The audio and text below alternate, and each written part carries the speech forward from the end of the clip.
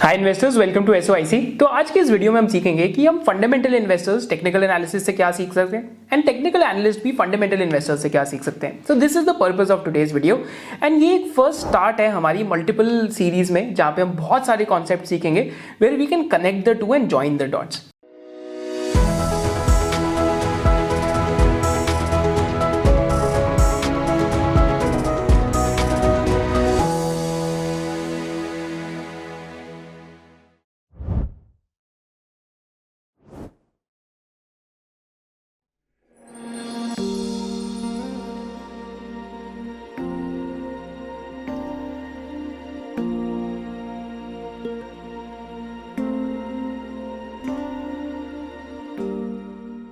तो पर्पस क्या है कि टेक्निकल एनालिसिस का मतलब क्या है एंड फंडामेंटल एनालिसिस का क्या मतलब है।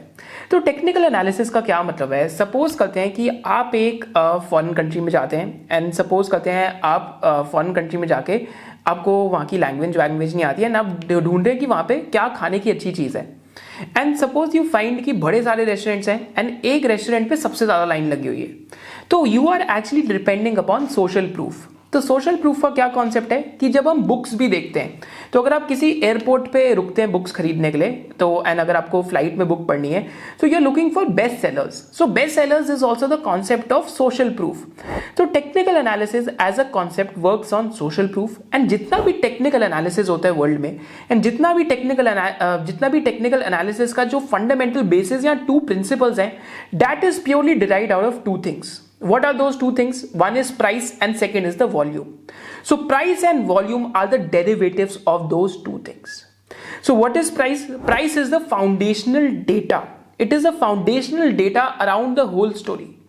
And आपका volume क्या है? Volume आपका evidence है।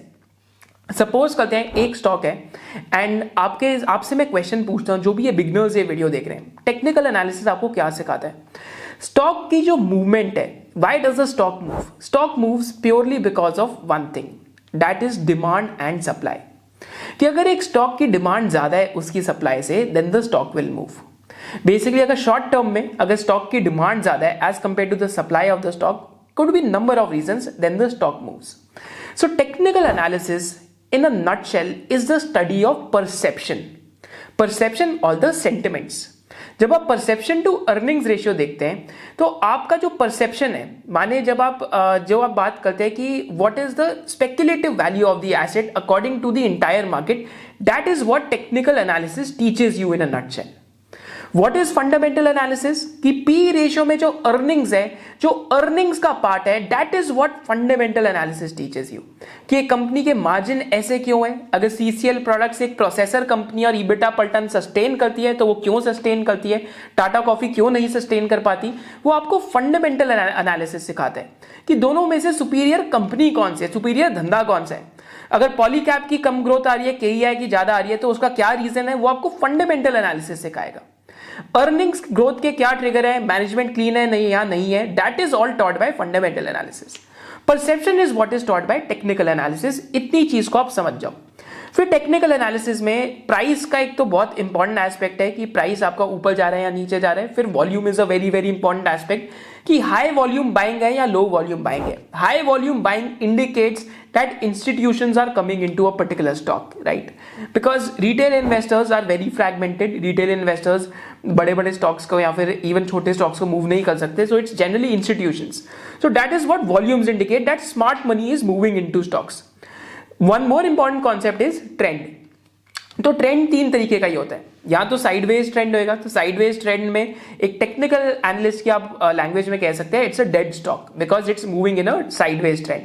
फंडामेंटल एनालिस्ट क्या सोचेगा साइडवेज ट्रेंड में कि यार कंपनी के अंदर कुछ ऐसा तो नहीं हो रहा कि न्यू अर्निंग्स का ट्रिगर आ सकता है. So that is what the fundamental analyst will think. So this is why fundamental वाला अगर थोड़ा सा टेक्निकल सोच ले और टेक्निकल्स वाला थोड़ा सा फंडामेंटल से बोरो करे, सो कैन बी बेनिफिशियल. फिर एक होता है डाउनवर्ड ट्रेंड. सो डाउनवर्ड ट्रेंड में क्या होता है, स्टॉक एक डाउनवर्ड ट्रेंड में जा रहा है. So basically stock is making lower highs and lower lows. तो माने जो उसके हाइज बन रहे हैं वो प्रीवियस हाइज से कम बन रहे हैं और जो लोअर लोज बन रहे हैं वो प्रीवियस लोज से भी ज्यादा डीपर लोज बन रहे हैं. This is what it means. So that is the point of down trend. फिर एक अप ट्रेंड होता है, that is the stock is making higher highs and higher lows. So these are the three trends.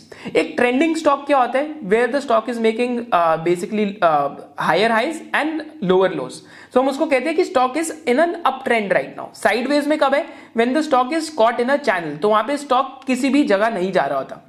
Third example क्या है कि यहाँ पे अगर आप सिंजीन का एग्जाम्पल देखते हैं तो ये अभी साइडवेज ट्रेंड के अंदर है. अगर आप अपवर्ड ट्रेंड के अंदर इस टाइम पे एग्जाम्पल देखते हैं तो एलिकॉन इंजीनियरिंग एक अपवर्ड ट्रेंड के अंदर इस टाइम पे चल रहा है. एंड अगर आप एक डाउनवर्ड ट्रेंड के अंदर देखते हैं तो आईएक्स इस टाइम पे एक डाउनवर्ड ट्रेंड के अंदर है. Basically it is making lower highs and lower lows, माने पिछले हाई से कम हाई बन रहा है और पिछले लो से ज्यादा लो बन रहा है. So this is the aspect of technical analysis we learned about trend. Then finally the idea of trend is last idea is key of momentum, कि momentum is also a derivative of price and volume, हम उसको भी सीखेंगे. But this is the idea of technical analysis in a nutshell. तो technical analyst क्या सीख सकते हैं फंडामेंटल मतलब इन्वेस्टर्स से, और फंडामेंटल इन्वेस्टर्स क्या सीख सकते हैं टेक्निकल एनालिस्ट से. तो पहली चीज what fundamental investors can learn from technicals is that they can learn stock filtration from technicals. So I will tell you that I been using technical analysis for stock filtration and it has been of a great help. तो यहाँ पे मैं क्या use करता हूँ stock filtration के लिए, I am simply using the concept of relative strength, I'm using the concept of price volume, and I'm also using the concept of basically stocks that are just hitting 52-week highs but valuation wise they still remain low. क्योंकि कई लोग सोचते हैं कि भाव valuation है, but भाव valuation नहीं है, वैल्यूएशन और भाव अलग होता है. A stock can hit 52-week high yet can have lower PE after the earnings. That is the truth कि अगर अर्निंग्स की ग्रोथ ज्यादा हो और प्राइस अगर थोड़ा सा भी बढ़ा और अर्निंग्स की ग्रोथ प्राइस से भी ज्यादा हो तो your PE can actually fall. This has happened in numerous fast growers that we have tracked over the years. One more concept is of relative strength कि एक्चुअली में अगर एक जगह आंधी तूफान आ रहा है तो 5 लोग में से 3 लोग गिर गए जमीन पे बट 2 लोग खड़े हुए. So we can call those 2 people relatively stronger than the other 3. Relative strength का कॉन्सेप्ट मैं आपको एक अलग वीडियो में पूरा सिखाऊंगा कि आप खुद भी कैसे निकाल सकते हैं. जैसे how to find epic stock ideas का हमने एक पूरा कोर्स बनाया हुआ है SOIC मेंबरशिप में विच इज ऑफ 14 आवर्स, जो आपको ये relative strength, portfolio framework, fundamentally कैसे स्क्रीन कर सकते हैं companies. So all those things are taught in SOIC membership already and link to register for it is there in the membership in the link below. तो आप उसको भी पूरा देख सकते हैं जिसमें 14 आवर्स का एक पूरा कोर्स है, फिर बिजनेस एनालिसिस का कोर्स है एंड साथ साथ फिर मतलब सेक्टोरल एनालिसिस का भी कोर्स है, फाइनेंशियल लिटरेसी का भी course we are building at the moment.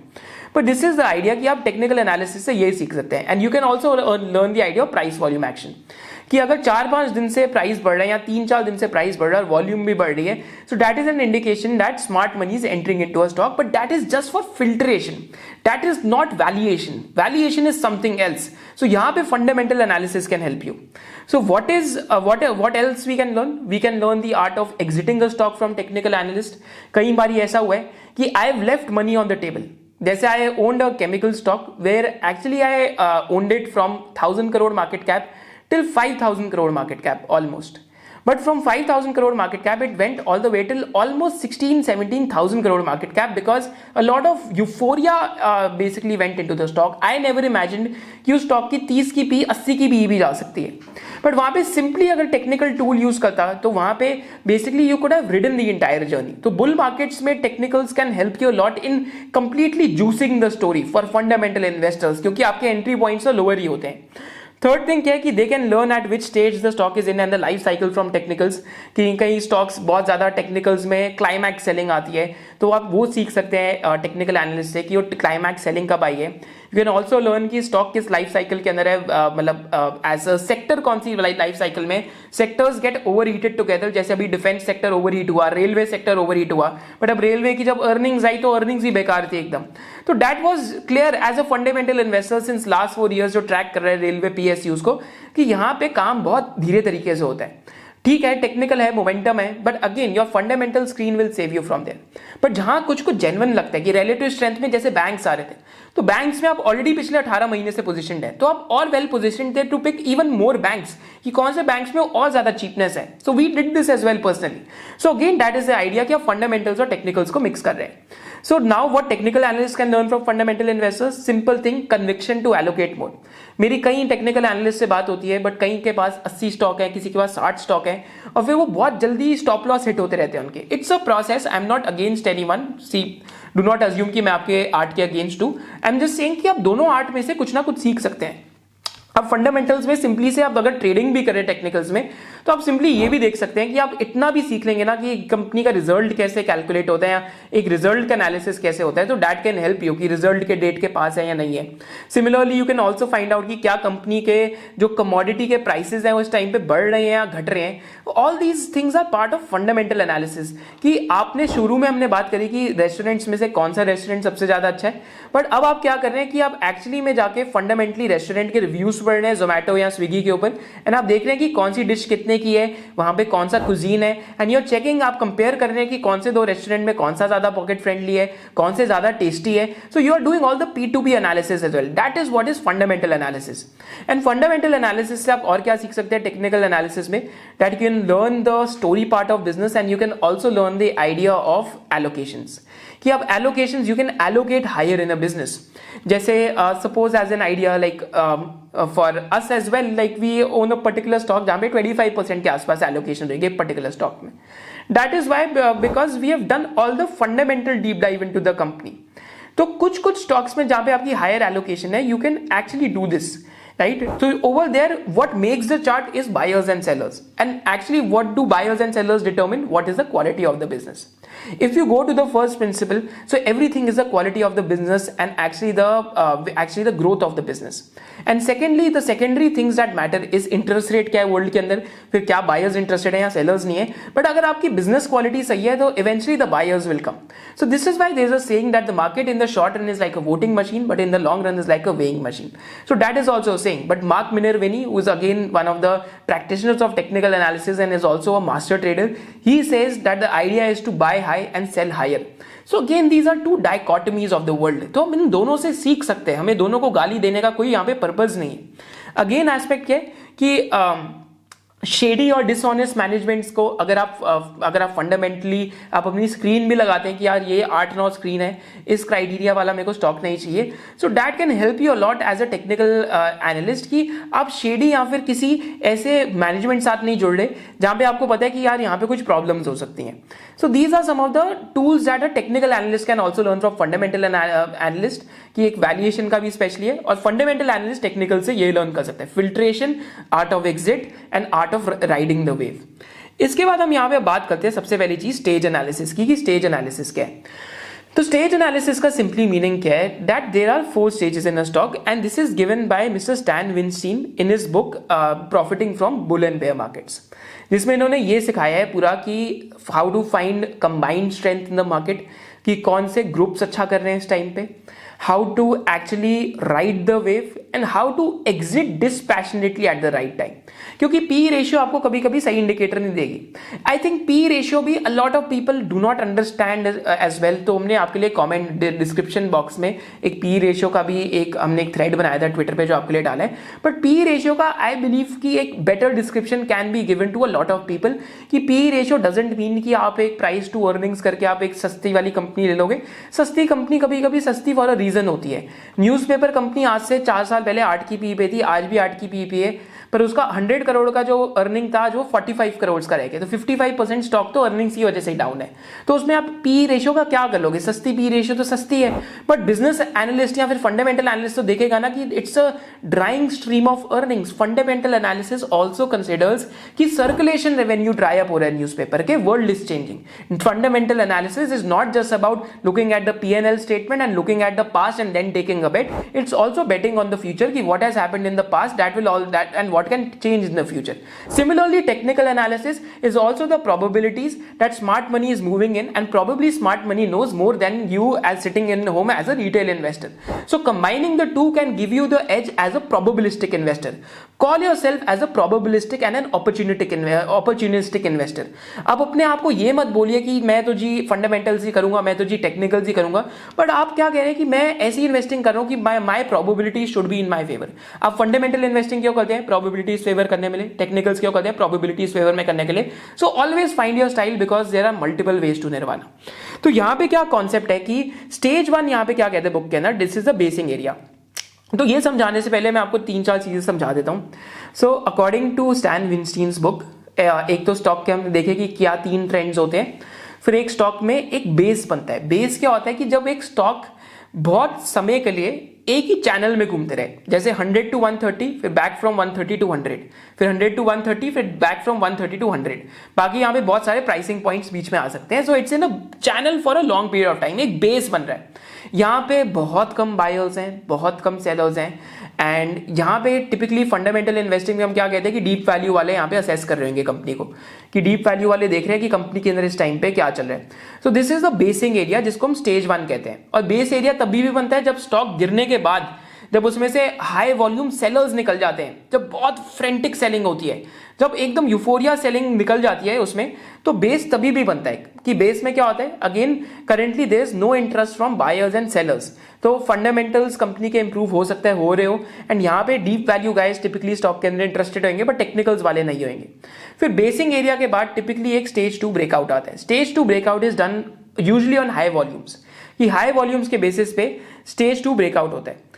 And stage 2 breakout को एडवांसिंग स्टेज कहते हैं। स्टेज 2 ब्रेकआउट कब होता है, जब आपकी जो मूविंग एवरेज है, तो यहाँ पे इन्होंने 30 weekly moving average, that is 150 trading days, तो माने 150 सिंपल मूविंग एवरेज, तो वो इन्होंने यूज करी है। तो यहाँ पे बाद में इन्होंने इंटरव्यू में बोल दिया था कि मार्केट में नॉइज बहुत बढ़ गया है, तो अब 40 वीकली मूविंग एवरेज यूज करने लग गए। बट यहाँ पे व्हाट यू कैन डू कि दो आइडिया, एक सिंपल मूविंग एवरेज होती है और एक एक्सपोनेंशियल मूविंग एवरेज होती है।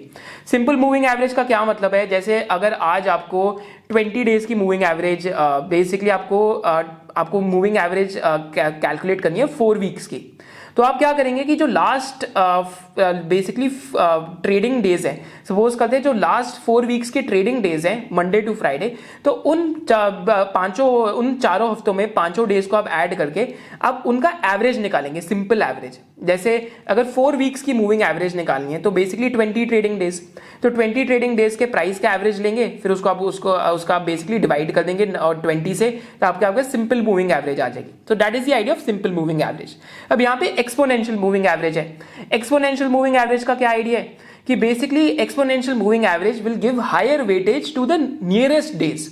सपोज करते हैं अगर आप यहाँ पे 40 वीकली मूविंग एवरेज आप यहाँ पे यूज कर रहे हैं, that is 200 trading days, and वहां पे आप EMA यूज कर रहे हैं, तो दैट मीन्स कि जो 198th और 199th डे और 190th डे है, जो क्लोजेस्ट टू टुडेज प्राइस है, राइट, तो 201st डे के प्राइस पे जो क्लोजेस्ट होएगा उसको ज्यादा वेटेज दी जाएगी in calculation of exponential moving average, because that is closer to the today's price. तो EMA और SMA का सिंपली ये आप फर्क समझ सकते हैं। तो यहाँ पे आप EMA भी यूज कर सकते हैं, मतलब 40 weekly moving average EMA use कर सकते हैं, दैट इज 200 EMA भी यूज हो सकती है, एंड यहाँ पे आप 200 SMA भी कर सकते हैं। But I think 200 EMA bull markets में इज अ बेटर इंडिकेटर, क्योंकि जब बहुत ज्यादा वैल्यूएशन जाती है स्टॉक्स की, तो मैं आपको केस स्टडीज पे मैं करके दिखाऊंगा। But this is the idea of stage analysis, जहां पे स्टेज 2 स्टॉक्स में ब्रेकआउट होता है। This is the best time to buy a stock typically for an investor. तो इन्वेस्टर के लिए आप टाइम देख सकते हैं कि आइडल टाइम टू बाय क्या है, क्योंकि आपका जो टाइम वैल्यू ऑफ मनी है that is short and a lot. फिर ideal time to buy for a trader क्या है कि जब स्टेज 2 ब्रेकआउट होने के बाद भी फिर एक थोड़ा सा कंसोलिडेशन में जाता है, फिर कंसोलिडेशन में बेस बनने के बाद भी वहां से ब्रेकआउट होता है। सो कंटिन्यूएशन रैली में इन द बुक ही हैज एक्सप्लेन्ड कि that is an ideal time to buy for a trader as well. तो ट्रेडर एक कंटिन्यूएशन रैली में भी ले सकता है, but for an investor the ideal time to buy is when it just comes out of that base. But अगर investor के लिए भी here I will make the distinction, अगर आप फंडामेंटल एनालिसिस कर रहे हैं और आपको फेज 2 में भी लगता है कि यार कंपनी आज भी रीजनेबली वैल्यूड है, so it is never a bad time to ignore the charts at that point of time. अगर 20 की पी पे 50% की अर्निंग्स ग्रोथ आ रही है, या जैसे हमने अभी एक इंडस्ट्रियल गियर्स की कंपनी में देखा था 24 की पी पे था, अभी भी उसमें भी 35% टाइप्स अर्निंग ग्रोथ आ रही है। सो अगेन वो है तो कंटिन्यूएशन रैली में, बट फंडामेंटल एनालिसिस में को क्या कह रहे हैं कि यार पेग रेशियोज की अभी भी मच बिलो 1x है, तो it make sense to buy, and next 2-3 years का इसमें ग्रोथ रनवे दिख रहा है। So that is why we overrode the stage 2 of technicals and fundamentals के थीसिस पे सिंपली खरीद लिया, right. So that is the stage 2 when the advancing stage comes, when the stock starts advancing. Stage 3 is consolidation और topping out. Basically अब valuation high हो चुकी है, कंपनी के अंदर कुछ खराब हो रहा है, एंड कंपनी के अंदर एंटीथीसिस पॉइंटर्स बाहर आ रहे हैं। सो अगेन टेक्निकल्स के एग्जांपल से, and basically this is the stage where आपकी जो मूविंग एवरेज फ्लैटन आउट हो जाती है, it starts moving sideways, and eventually your stock will either break down, और after a consolidation the stock might go again back into stage 2, वहां से वापस breakout भी हो सकता है। So this is the idea of stage 3 consolidation और topping out. ये मैं आपको चार्ट्स पे भी दिखाऊंगा। स्टेज 4 का क्या एग्जांपल है, ब्रेक डाउन, कि ओवर वैल्यूएशन होगी और कंपनी में खराब चीजें आ रही है, and stock comprehensively moves below its 200 day daily moving average. So 200 days simple moving average या 200 exponential moving average के below that stock moves below. And यहाँ पे क्या आएगा? The stock will basically remain below that. And यहाँ पे क्या है कि in the book he is explained कि never ever buy a stock in this scenario because यहाँ पे बहुत सारे लोग wealth lose करते हैं. एंड यहाँ पे क्या प्रॉब्लम है कि यहाँ पे क्योंकि फंडामेंटली वैल्यूएशन की जो फ्रॉथ होती है वो सारी फ्रॉथ निकल रही होती है. तो एक्चुअली में if you go and by eight that point of time so it is very very painful for you. तो यहाँ पे अभी तक तो हमने इसका पूरा कॉन्सेप्ट सीखा. अब हम इसको केस स्टडीज में अप्लाई करते हैं. किस कंपनीज की केस स्टडीज में अप्लाई करेंगे? एक टाटा एलेक्सी में अप्लाई करेंगे, एक आईएक्स में अप्लाई करेंगे, एक सीक्वेंट साइंटिफिक में अप्लाई करेंगे, एक नियोजन केमिकल्स में अप्लाई करेंगे. एंड साथ साथ एक ये जो केस स्टडी हम और भी सारी कंपनीज में देखेंगे. बट इनमें से जैसे मैं 3 कंपनीज ओन कर सकता, जैसे अभी नहीं करता, तो standard disclaimer, IEX we rode the journey but हमारा रीजन फॉर सेलिंग फंडामेंटल था.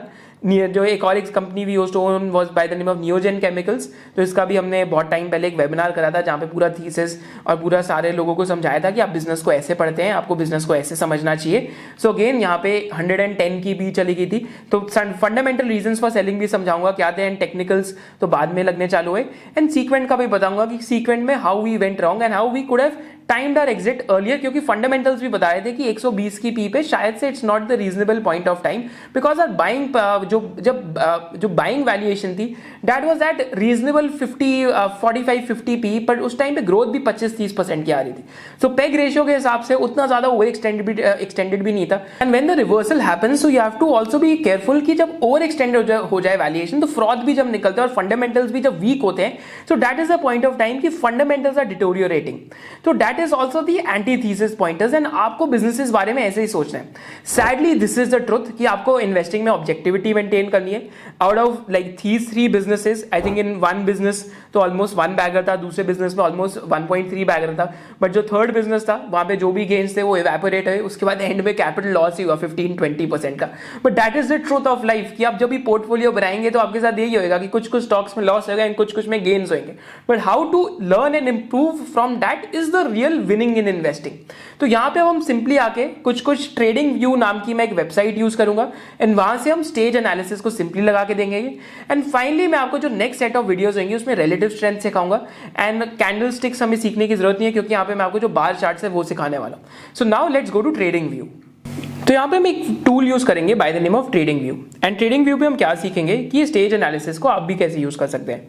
तो सिंपली यहाँ ट्रेडिंग व्यू में आप देखेंगे तो यहाँ पे वीकली चार्ट्स हम यूज कर रहे हैं. तो वीकली चार्ट्स यूज कर रहे हैं, डेली या मंथली नहीं कर रहे. तो वीकली चार्ट्स है, बुक में भी एक्सप्लेन है, वीकली चार्ट्स यूज कर रहे हैं. देन इंडिकेटर्स में हम 40 वीकली मूविंग एवरेज यूज करेंगे. तो यहाँ 40 वीकली मूविंग एवरेज सिंपल भी यूज कर सकते हैं, एक्सपोनेंशियल भी कर सकते हैं. Exponential for the basic nearest prices and simple भी यूज कर सकते हैं यहाँ पे.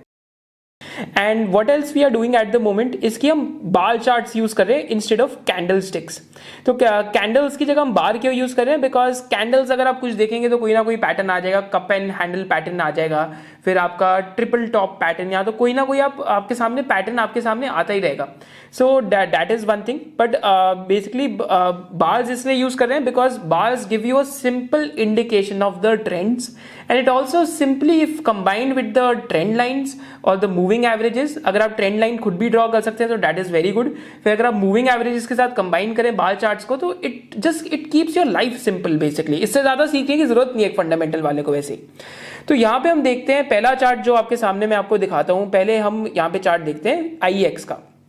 तो आईएक्स में अगर आप देखते हैं थ्रू आउट दिस पीरियड जो यहाँ पे आई थिंक 2018 से जब आईएक्स का आईपीओ आया था, so IEX was forming a base, right. And base formation के बाद तो इसको हम स्टेज 1 कह सकते हैं, जो आप ये पूरा फर्स्ट रेक्टेंगल देख रहे हैं. तो बेस फॉर्मेशन के बाद आईएक्स का जो अगर आप 30 वीकली मूविंग एवरेज या 40 वीकली मूविंग एवरेज यहां पे देखते हैं तो 40 weekly moving average started pointing upwards. So that is the indication of stage 2 journey. तो यहां से आईएक्स की स्टेज 2 जर्नी एग्जैक्टली यहां 70 या 74 रुपीज के आसपास स्टार्ट हो गई थी. तो there was a base breakout, माने जो अपवर्ड रेजिस्टेंस थी आईएक्स ने उसको भी ब्रेकआउट करा यहाँ पे. तो यहाँ पे आईएक्स की जो अपवर्ड जर्नी थी दैट रिज्यूम्ड. तो तो यहाँ से IEX की अपवर्ड जर्नी स्टार्ट हुई। एंड यहाँ पे IEX की वैल्यूएशन बहुत रीजनेबल थी। फंडामेंटल ट्रिगर्स क्या थे कि पावर के प्राइसेस बहुत ज़्यादा सस्ते हो गए थे, तो जो लॉन्ग टर्म आप कॉन्ट्रैक्ट्स कर नहीं रहे थे, तो you were actually doing more and more trades on the short term energy exchange market and IEX was gaining market share. So जो स्टेज टू मार्कअप था, पूरा का पूरा जो ये फेज था आपका, this was the point of time of stage two markup. So this is the trend. यहाँ पे हम देख सकते हैं जब ट्रेंड चेंज होता है तो stock goes into higher highs and higher lows. So higher highs and higher lows is a bullish uptrend which indicates कि स्टॉक एक बुलिश साइन कर रहा है। तो यहाँ पे हम जूम इन करके देख सकते हैं कहाँ पे हायर हाइज और हायर लोज बन रहे हैं। फिर साथ साथ अगर आप जूम इन करके देखेंगे तो बेस का भी आप ब्रेकआउट चेक कर सकते हैं कि बेस ब्रेकआउट के बाद stock enters into an up trend जहाँ पे वो higher highs and it is forming higher lows. So this is a classic upward trend जो बेसिकली टेक्निकल एनालिस्ट कहते हैं higher highs and higher lows. So as a retail investor, यहाँ पे as an investor, I think this was the point of time जो book के according, हमारे according नहीं, book के अकॉर्डिंग डीप वैल्यू वाला पहले ही ले लेता। बुक के अकॉर्डिंग अब यहाँ पे one could have entered as an investor that is around 80 rupees and पूरा जो जर्नी है that could have been ridden somewhere close to I think close to 323 rupees के आसपास। अब इसके बाद क्या हुआ IEX की जर्नी में कि अब अगर आप यहाँ देखते हैं तो यहाँ पे कॉम्प्रिहेंसिवली द प्राइस यहाँ पे मूविंग एवरेज पहले फ्लैटन आउट होनी स्टार्ट हुई धीरे धीरे करके and all of a sudden the price fail below the moving average. तो यहाँ पे स्टेज 3 के लिए ज्यादा टाइम नहीं मिला, सीधा स्टेज 4 ही आ गया यहाँ पे। तो टॉपिंग आउट पैटर्न, तो जो क्लाइमैक्स बाइंग पैटर्न था वो यहाँ पे था, बट क्योंकि यहाँ पे price went below the 40 weekly moving average, तो this was the point of time an investor could have been out of the stock. अब यहाँ पे फंडामेंटल थीसिस या फंडामेंटल ट्रिगर्स क्या थे? पहली चीज, अर्निंग्स ग्रोथ बहुत स्ट्रांग है कंपनी के अंदर। दूसरी चीज, markup stage almost from 80 rupees till almost 290 rupees. ठीक है, आप 290 पे नहीं निकले उस टाइम पे, just to give you an idea. तो जैसे ही स्टेज फॉर ब्रेकडाउन में आते हैं 220 के आसपास, अगर आप वहां से तब निकल रहे हैं, सो अगेन 290 पे अगर आप रिवर्स DCF करते हैं, अगर आप तिजोरी फाइनेंस यूज करके रिवर्स DCF करते हैं, so purpose of these stocks to explain you इसकी वैसे भी आप 100 की पी पे तो होल्ड करने नहीं वाले एनर्जी एक्सचेंज को, राइट? तो just to give you an idea, ये केस स्टडी है, ये आपके लिए कोई भी रिकमेंडेशन नहीं, सारी केस स्टडीज आई। सो बेसिकली वहां पे 100 की पी पे it was waking in for 35-40% growth for the next decade, जो आना बहुत मुश्किल था क्योंकि लास्ट डेकेड की ग्रोथ 15% के आसपास थी, 15-20% के आसपास। सो एक्सपेक्टेशन से प्राइस काफी ऊपर चला गया था। तो वैल्यूएशन को भी करेक्ट होने के बहाने चाहिए होते हैं। तो अब बिजनेस के पॉइंट ऑफ व्यू से क्या चेंज हुआ? पावर के प्राइसेस बहुत बढ़ गए, शॉर्ट टर्म एनर्जी एक्सचेंज की जो basically short term power trading market पे जो ट्रेड ऑफ बेसिकली पावर था वो घट गया एंड इनकी वॉल्यूम ग्रोथ कम होने लग गई। एंड जैसी ट्रेंड वीक होने लग गया, you can see the price went below the 40 weekly moving average. जैसे आप यहाँ पे देख सकते हैं कि prices going below 40 weekly moving average. तो currently IEX prices forming lower highs and lower lows. जैसा कि आप यहाँ पे कॉम्प्रिहेंसिवली देख सकते हैं, it has went below 40 weekly moving average की 40 WMA के बिलो चला गया। So this is the point of time, यहाँ पे वैल्यूएशन फ्रॉथ निकलेगी, सारी की सारी फ्रॉथ निकलेगी। तो यहाँ पे अगर आप बैंक ऑफ थ्योरी देखते हैं, सो यहाँ पे अभी डिस्ट्रीब्यूशन हो रहा है। तो बेसिकली पहले अक्यूमुलेशन का टाइम था, फिर मार्कअप का टाइम था, फिर अभी डिस्ट्रीब्यूशन का टाइम है कि यहाँ पे पहले तो स्मार्ट मनी तो बेच के निकल गई, जो यहाँ पे हाई वॉल्यूम बार्स देख रहे हैं स्मार्ट मनी बेच के निकल गई। तो अब यहाँ पे जो भी फ्रस्ट्रेटेड रिटेल इन्वेस्टर्स हैं या जो भी इंस्टीट्यूशंस हैं, तो अभी डिस्ट्रीब्यूशन चल रहा है IEX के अंदर। तो IEX हमने देखा। सिमिलरली अगर आप यहाँ पे चार्ट ग्लैंड फार्मा का देखते हैं, तो ग्लैंड फार्मा में भी सिमिलर है। ग्लैंड फार्मा में स्टेज 1 से ब्रेकआउट, तो स्टेज 1 से ब्रेकआउट के बाद अगेन पूरा यहाँ तक पूरा मार्कअप हुआ। तो आपको मैं पूरा एरिया दिखाता हूँ मार्कअप का। This is the area of markup. तो ग्लैंड का ये जो चार्ट है बेसिकली डेली चार्ट्स के ऊपर है, बिकॉज ग्लैंड रिसेंट IPO है, तो वीकली में बहुत कम डेटा है हमारे पास। And then we saw that यहाँ पे स्टेज 3 टॉप बना। जैसा कि आप यहाँ देख सकते हैं, स्टॉक स्टेज 3 टॉप के अंदर चला गया and the stock is forming lower highs and lower lows. So basically downtrend यहाँ पे स्टार्ट हो चुका है, right? So this is what is happening currently. So you can check this out as well. And company में fundamentally क्या खराब आया? Basically margin erosion and company has taken back the guidance. तो यहाँ पे simply अगर आप for selling reasons where valuations go absurd. अगर आप थोड़ा सा भी टेक्निकल्स मिक्स कर लेंगे ना, अगर आप ये simple 200 day daily moving average या 40 वीकली मूविंग एवरेज को मिक्स कर लेंगे, जहां पे वैल्यूएशन अब्सर्ड है और आपको पता है कि अब्सर्ड और मैं राइट कर रहा हूं उसको, एंड वहां पे जब वो कॉम्प्रिहेंसिवली ब्रेक डाउन कर जाए, if you can just mix this with your fundamental framework. क्योंकि देखो रिवर्स डीसीएफ तो तिजोरी फाइनेंस के मैंने आपके लिए टाटा एलेक्सी का करा था, टॉप 10 ओवर वैल्यूड स्टॉक का करा था, वो आपके लिए इनफ है, वो मैं कमेंट सेक्शन में भी पिन कर रहा हूं। बट अगर टेक्निकल्स में अगर आप इसको मिक्स कर लेंगे ना, तो आपकी आर्सनल दिमाग की बहुत ज्यादा बढ़ जाएगी for exiting specially and for riding the stock, कि कब वो स्टॉक में स्टेज 2 ब्रेकआउट आया।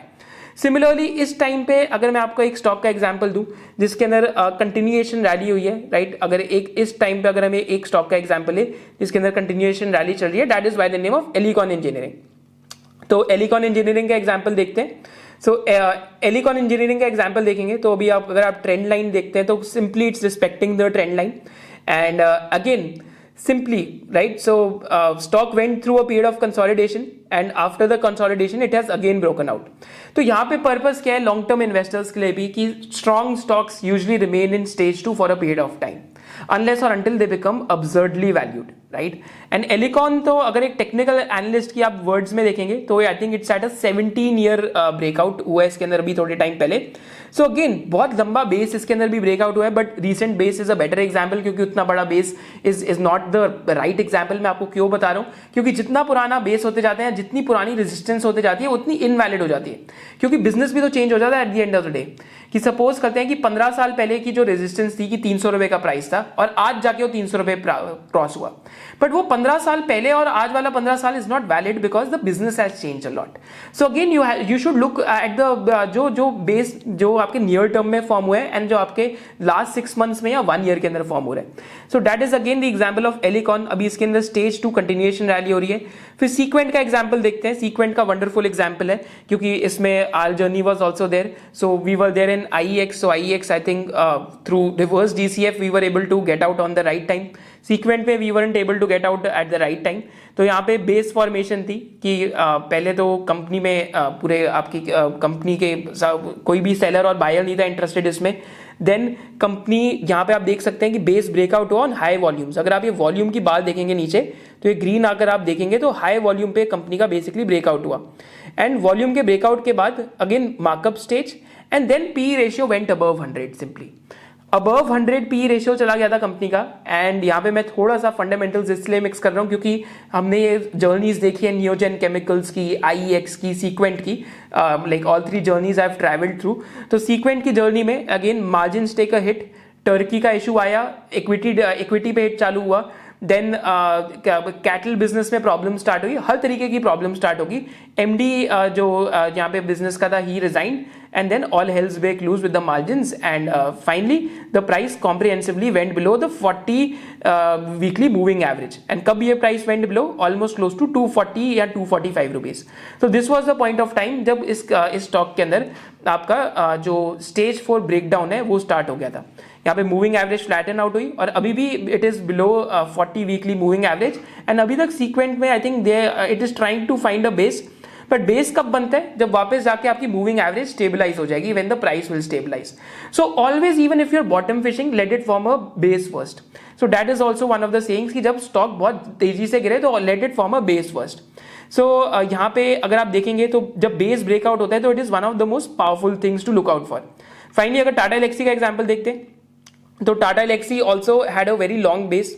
तो टाटा एलेक्सी के केस में भी आप देखेंगे तो यहाँ पे आपको मैं सिंपली बताता हूँ कि टाटा एलेक्सी के केस में just to showcase it to you, तो just to give you an example over here कि टाटा एलेक्सी में कि काफ़ी लंबा बेस था टाटा एलेक्सी में, and it comprehensively cross that base. Just look at the volumes when basically that base was crossed.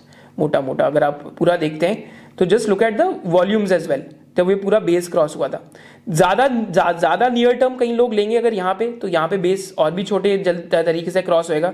तो यहाँ पे आप देख सकते हैं कि यहाँ पे stock could have entered stage 1, but अगर पुरानी रेजिस्टेंस को देखेंगे कब क्रॉस हुई तो उसके बाद just look at the volumes eight this point of time. I think move straight away came from 1600 all the way till 9600। But अगर आप यहाँ से देखते हैं, अगर आप उससे भी पास्ट को भूल जाते, इग्नोर करते, तो then again from here again at this point of time your stage 2 journey started because 30 weekly moving average pointed upwards. So from almost 1100 or 1000 rupees journey till almost 9200. But now again the price has went below 40 weekly moving average. तो Tata Alexei पे मैंने यहाँ पे video भी बनाई थी 9200 पे कि reverse GCF says it's really expensive eight the moment, तो आप वो डिस्क्रिप्शन बॉक्स में देख भी सकते हैं। तो ये सारी प्रोबेबिलिटीज हैं बस बताने के लिए कि क्या अंडर वैल्यूड है या ओवर वैल्यूड है। एंड टेक्निकल एनालिसिस भी एक टूल ऑफ प्रोबेबिलिटी है। So this was the stage analysis that we learned today, and in conclusion मैं ये बताना चाहूंगा कि हमने स्टेज 1 में सीखा कि स्टेज 1 कब होता है, जब प्राइस गिरने के बाद स्टेबलाइज होने लग जाए और उसकी जो 40 वीकली मूविंग एवरेज है तो वो भी उसके आसपास ही घूमे, तो स्टेबलाइज हो चुका है। वहां पे बायर्स और सेलर्स उस टाइम पे उसका एनालिसिस कर रहे हैं। इस टाइम पे कोई ज्यादा वॉल्यूम्स नहीं है वहां पे, तो एक चैनल के अंदर घूम रहा है, यहाँ तो उसके आसपास ही घूम रहा है जो 40 वीकली मूविंग एवरेज के पास है। तो इट इज बेसिकली उसके आसपास ही चल रही है प्राइस के। ब्रेकआउट कब आता है, बेस ब्रेकआउट, कि जब हाई प्राइस वॉल्यूम एक्शन पे या बिना प्राइस वॉल्यूम एक्शन के बार बार, but high volumes are required because volumes are the weight of the evidence कि म्यूचुअल फंड्स और smart money is moving into the company और अल्ट्रा एचएनआईज और someone is moving into the company, तो शायद से they have higher access to information and then the stock breaks out. Then stage 3 top आता है जब moving average flatten out हो जाती है, तो यहाँ तो उसके बाद वापस एक स्टॉक में ब्रेकआउट आ सकता है, so that can also happen. All the stock can also consolidate there for a period of time. तो स्टेज 3 से भी स्टॉक एक स्टेज 1 के अंदर लंबे समय के लिए जा सकता है, right. So that can also possibly happen कि stock starts consolidating.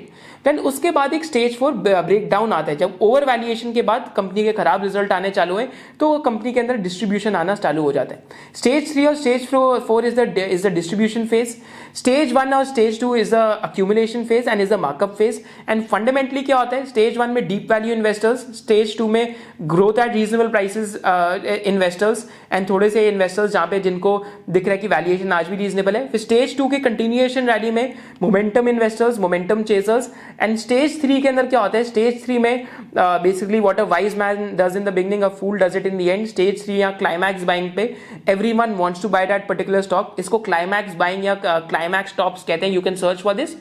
And stage 4 breakdown में क्या होता है कि ऑल हेल्स ब्रेक लूज, थोड़ी सी भी एंटी थीसिस पॉइंटर आती है, रिस्क रिवॉर्ड एनीवेज अनफेवरेबल होता है and the stock breaks down.